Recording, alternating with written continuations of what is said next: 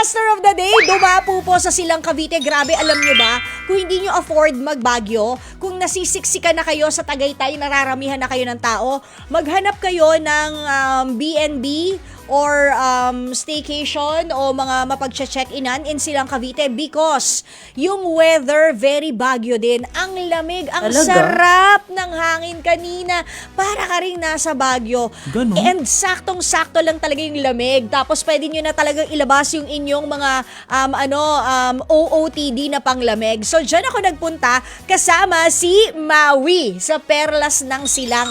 Sobrang ganda po niya sa gabi. And syempre, meron na siyang Christmas-inspired na na tema. So for this year, it's Christmas Wonderland. Ang ganda nung peacock, Tapos alam nyo, sa daytime, maganda rin po siya kasi kung mahilig kayo sa plants, kung mga plantito at plantita kayo, ma-appreciate nyo rin yung mga numerous flowers and plants and trees na nakapaligid dyan sa buong park. Alam nyo ba, that is 3 hectares big. As in, ganun siya kalaki. 3 hectares po siya. So, hindi kayo mawawala ng mapaglalakaran, mapagmumuni-munihan, mapapasyalan. At yan, meron silang Christmas Village at ayan din si Santa na nakasakay sa sleigh. Pwede kayo mag-picture-picture dyan. Maraming mga picture and video-worthy spots para sa inyong mga content kung mahilig kayong mag-post sa social media. Si Santa ay nagsisleigh ng kanyang sleigh. Kasama si Rudolph the Red-Nosed Reindeer.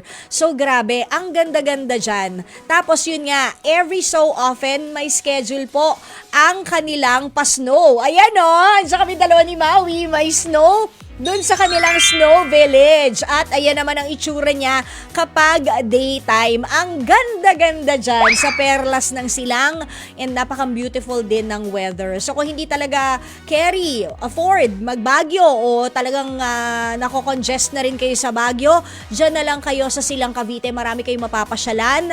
Actually, their tourist office ng LGU nila is really very helpful.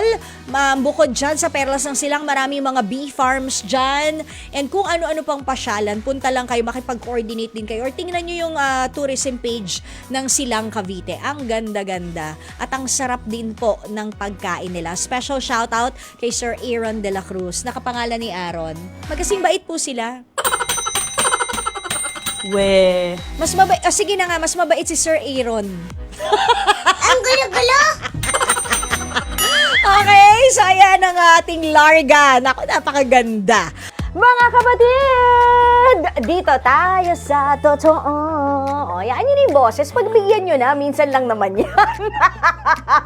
Siyempre, dito tayo sa True FM, hindi ba?